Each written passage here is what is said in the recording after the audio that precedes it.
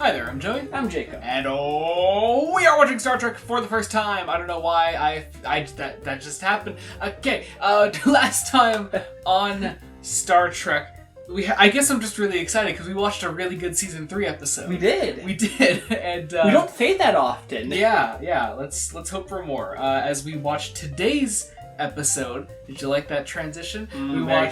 Today we're watching an episode called "Let That Be Your Last Battlefield." We got another long title. That's a long title. But the only thing that comes to my mind when I hear that is Jean Marsh in the Doctor Who story Battlefield as Morgaine. Doesn't she say that exact line? Something like that. Yeah. Anyway, we're about to find out if Jean Marsh is here. I doubt it. Considering that episode's supposed to come out during the World War III, if I remember rightly. Yeah, no. It came out in '89. Give it some credit. So it's all right. We got time yet. All right. I guess that about does it. Wow, I'm ready to close up the video already. We're gonna get into post-episode thoughts in a second. Be sure to join us then. We're about to watch "Let That Be Your Last Battlefield." I guess 1969 hit season 3 with the good bug. Right?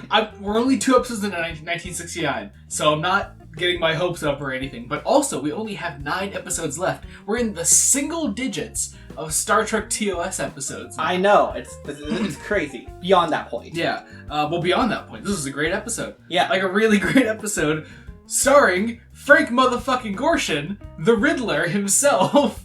I'm so happy. Like, oh my god, I knew his voice immediately because I love Batman 66 so much, and like I heard it and I was like, oh, I know that voice, and they showed his face, and even through the checkerboard thing going on. I thought it was even funnier because like I made the reference to Two-Face being in the wrong 60s show. show. When we saw the first guy, Lokai, when he first came onto the Enterprise, you're like, oh god, Two-Face, wrong 60s show, and I was like, that is funny. And then we saw Frank Gorshin. So, what are the odds? But no, it's an episode. It's an excellent episode based around hatred and racism. Yeah. And on it being an excellent episode, Jacob, this is it.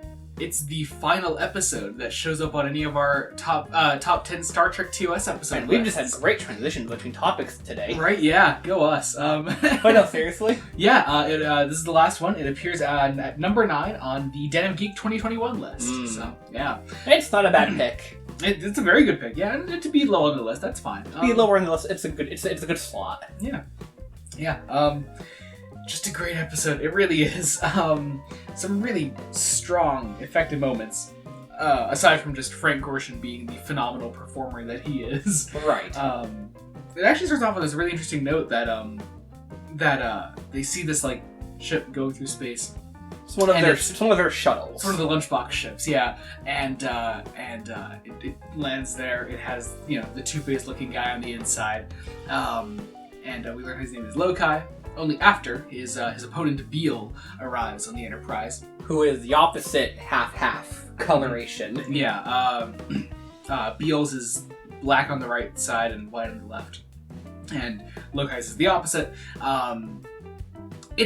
It's definitely an allegory for racism. Definitely. Like, they explicitly called it out by the end. Well, yeah, by specifically calling out the right side. Like, the white is the right side for his people. I'm like, that's really cool. But then by the end, it becomes an anti-war message. So the racism thing gets kind of lost in there. But hatred is the key. Yeah. Is the key thing the episode really wants to hit home on. Yeah, definitely. And I think it does that very well. Yeah, you kind of called out, like, right from the moment that Beale was, like, explaining their whole deal. He was like, we've been at war for 50,000 years. And you're like, wow, you guys would all be dead now, wouldn't you? I was like... You said that, like, the second he said that. Right, because Beale shows up. He's like, I've been following him through space for 50,000 years. Yeah. I'm like, God, you guys are just dead, aren't you?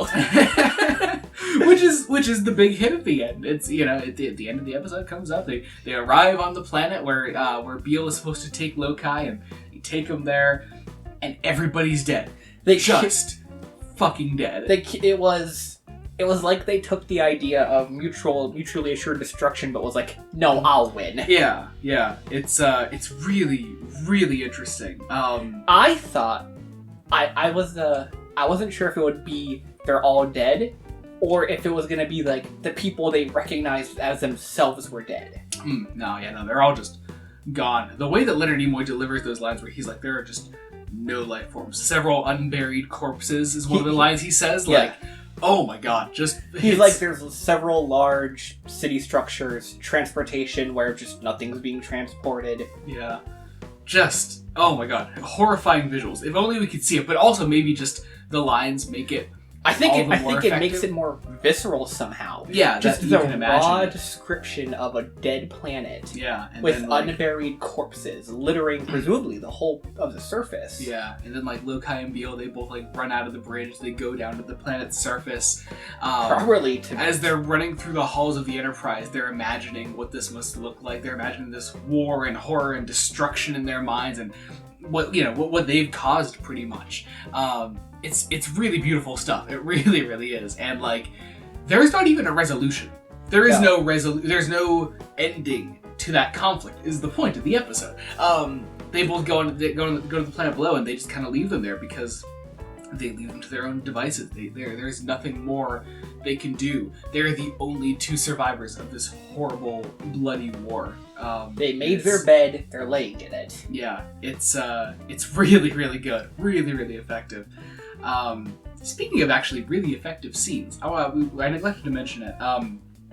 The self-destruct scene. Oh yeah, we should bring this up. When Beale takes over the Enterprise and all that, and he's like, by the power of my will alone, I will bring this ship to my planet. yeah.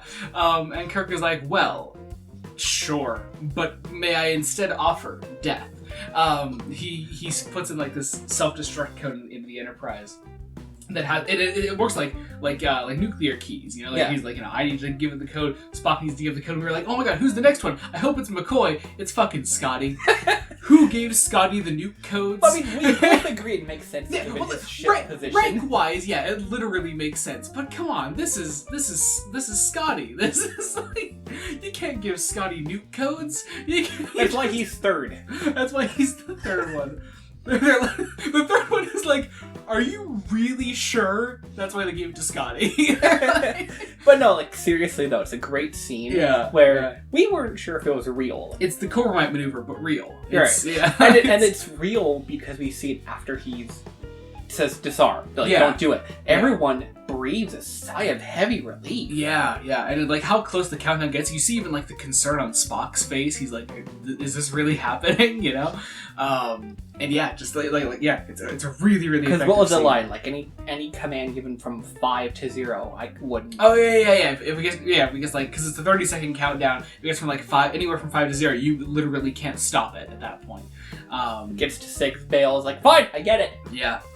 It's oh man, that's good. This is a really great episode. I mean, really obviously the ship wouldn't self-destruct. Yeah. But it makes for a very intense scene. Mm-hmm. Oh man, alright. Well, that was Let That Be Your Last Battlefield.